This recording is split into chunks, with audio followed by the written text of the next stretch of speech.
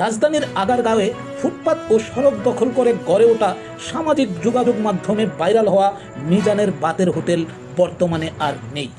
নিয়ম বহির্ভূতভাবে জায়গা দখল ও উচ্ছেদ অভিযানের অংশ হিসেবে ঢাকা উত্তর সিটি কর্পোরেশন ডিএনসিসি ভ্রাম্যমাণ আদালত পরিচালনা করে হোটেলটির অস্থায়ী কাঠামো ভেঙে গুঁড়িয়ে দিয়েছে। যে দুটো ভ্যান গাড়ি ভেঙে নিয়ে গেছে, দুটো ভ্যান গাড়ির ভিতরে পাতিল ছিল, 20,000 টাকা করে একটা পাতিলের দাম। দুটো পাতিল ছিল, আর মাল সামানা ছিল, তেল ছিল, তেলে বোতল টোতল, আবি জাবি, গ্যালাস প্লেট, বিভিন্ন প্রায় আপনার 3 লক্ষ টাকার কম হবে না। যেসব মাল সামানা ক্ষতি হয়েছে প্রায় 3 লক্ষ টাকা মনে হয়। এই মাল সামানা আর বোঝাতে পারবে কিনা মিজান ভাই আমরা জানি না। এটা গরিবের প্রাণে এক ধরনের লাথি মারা হয়েছে। যেমন আপনি মনে করেন অসহায়, প্রতিবন্ধী, নিরহ, গরিব, রিক্সা চালায়, তারা দিনমজুর, অনেক দিনমজুর আছে, প্রতিদিন কাজ করতে পারে না। তারা যখনই খিদা পায় মিজান ভাইয়ের কাছে আসে বলে যে ভাই আমার তো ক্ষুদা লাগছে, আমি না খাই রুচি। যেটা আমার চোখে আমি দেখছি। আমি বিগত আজকে প্রায় 3 মাস 4 মাস ধরে এই দোকানে পানি আনা নেওয়া করি, এমনকি রান্নার কাজ করি, সহযোগিতা করি, বিভিন্ন কাজে সহযোগিতা করি। তো আমি দেখছি মিজান ভাইয়ের মনটা অনেক বড়।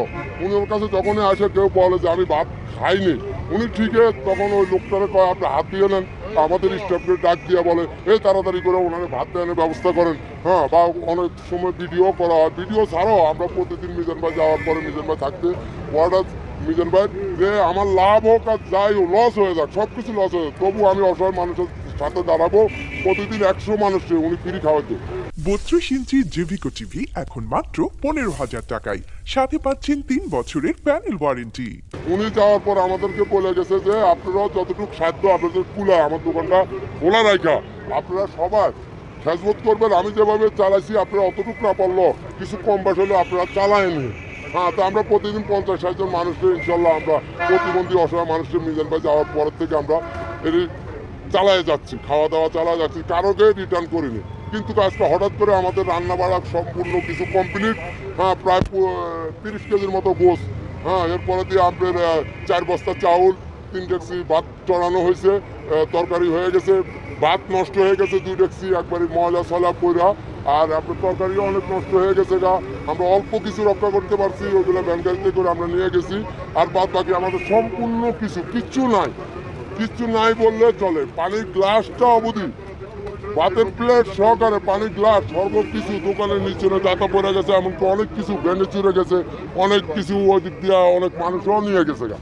যা হওয়ার আর কি, একটা জিনিস দর পড়া দিতে আলু পোড়া দিলে যেরকম অবস্থা হয় ঠিক ওরকম পরিস্থিতি হয়েছে। আমাদের স্টাফ এখান থেকে কিছু সরাই দেওয়া হয়েছে। আমরা ধরতে গেছি মাল সামানা উঠে নেওয়ার জন্য, সেভ করার জন্য চাইছিলাম, কিন্তু আমাদেরকে দেওয়া হয়নি। আমাদের 2 বার করে ধাক্কা দেওয়া সরাই দেওয়া হয়েছে, আমার বড় বাইরেও সরাই দেওয়া হয়েছে।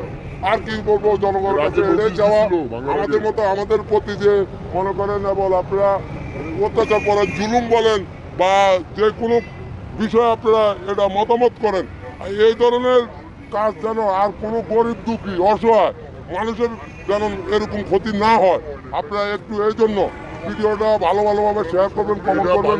আর বাংলাদেশের 64 জেলা যারা জন্য অনুরোধ জানাচ্ছি।